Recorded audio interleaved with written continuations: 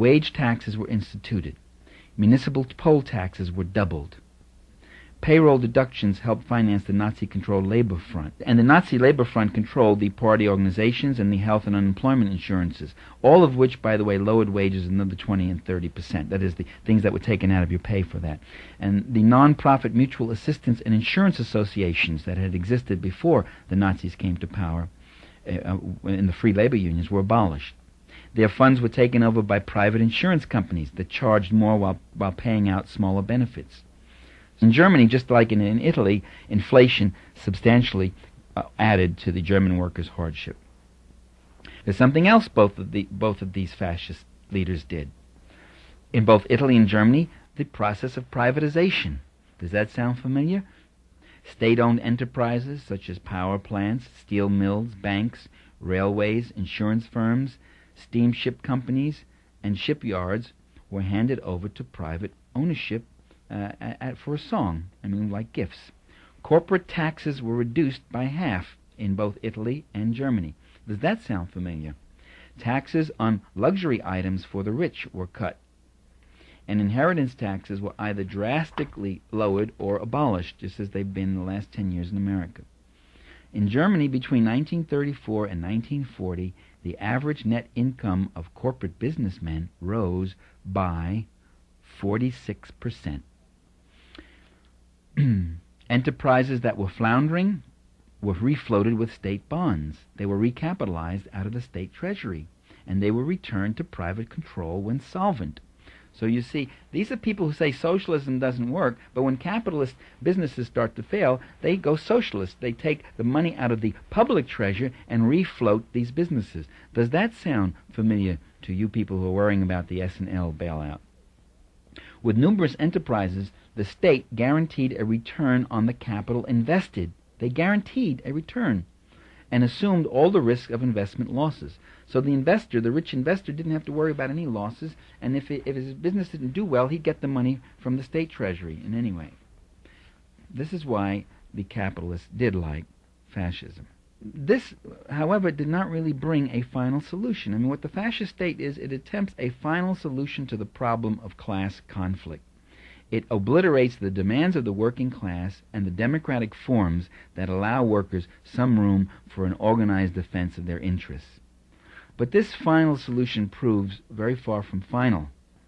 In fascist Italy and Germany, industrial sabotage and sporadic wildcat strikes continued, inflation increased, whole sectors of the economy remained stagnant, there was widespread corruption, mismanagement, underemployment, vital social services deteriorated, but profits climbed. The profits went up, yes sir. The gestures made on behalf of the needy were pitiful. What the Nazis used to do is go around in the working class areas and collect alms. So they taxed the poor to give money to the still poorer. So even under the Weimar Republic, for all its troubles, the levels of food, textile, and other areas of consumption and production were much better than ever achieved under Nazi Germany. Now, my references, on a couple of occasions here, I've made references to Reagan and Reaganism. I didn't mean to imply that Reagan was a fascist. In fact, quite the opposite. I meant to point out that in the American context, Reaganism accomplished the same things within the existing framework, the political framework of the existing political system. He broke unions, but he didn't use death squads and terror squads. He broke them using consultation corporations, advisory corporations, spending hundreds of millions of dollars showing companies how to break unions. They broke unions by instituting one of the most restrictive and prohibitive and difficult laws, the Taft-Hartley law, that one goes back to 1940s, which make union organizing in America so very difficult. They've tried a number of times to limit our constitutional rights, the rights of free speech, the right of government accountability. They've cut inheritance taxes. They've cut the capital gains taxes. They've cut corporate taxes. They've abolished the progressive income tax. These are the accomplishments of the Ronald Reagan administration. While everyone talked about what a nitwit and a dingbat and a fool he was, Ronald Reagan did some very successful and brilliant things for his class. He rolled back the social democracy that had been developing in the late 60s and through the 70s. He cut back, undermined human services. He staffed agencies and courts with people in government who do not believe in government and do not even carry out the programs that Congress voted in. So within the American context, he's done quite a few things, short of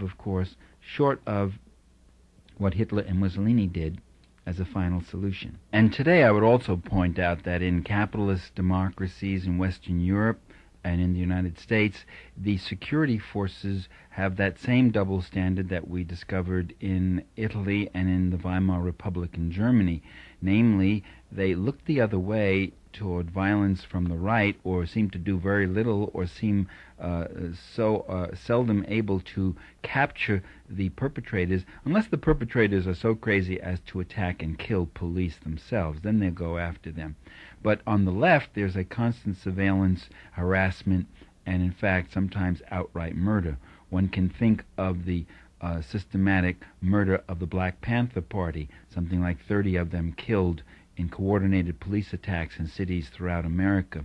Or one can think of what's going on in West Germany, Italy, Belgium, Portugal today, where people on the left are being thrown in jail for astronomical sentences, while terrorists on the right seem to get by and get away with murder.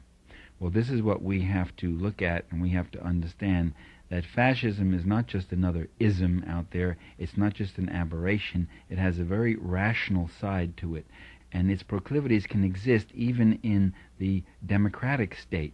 That is, within that state, those police powers and those state powers can manifest some of the very same symptoms and all the worst attributes that you might find in a Nazi Germany or fascist Italy. Don't take my word for it, just ask the CIA. Thank you. This is Michael Parenti with some real history. That was Michael Parenti with part 3 of a 4-part series on history, the functions of fascism. Come back for the next program on TUC Radio, when Parenti will discuss the real causes of World War II. Michael Parenti is an internationally known author and lecturer. He's one of the nation's leading progressive political thinkers and has taught at colleges in the US and abroad. His books include Democracy for the Few, Super-Patriotism, The Assassination of Julius Caesar, The Terrorism Trap, and History as Mystery. You can find out more about real history on TUC Radio's website, www.tucradio.org. That's tucradio.org. Look under newest programs. You can get information how to order a copy of The Functions of Fascism that includes the lecture on the myth of the Founding Fathers, the Spanish-American War, and the real causes of World War II by calling us. TUC Radio is free to all radio stations. Your tape or CD order is our only support and is essential for keeping us on the air. Call us toll-free anytime at 877-TUC-TAPE for information on how to order. You can get your tape or CD by mail or credit card, by phone or on the web. Our toll-free phone number 877-TUC-TAPE translates into 1-877-882-8273. My name is Maria Gelarden.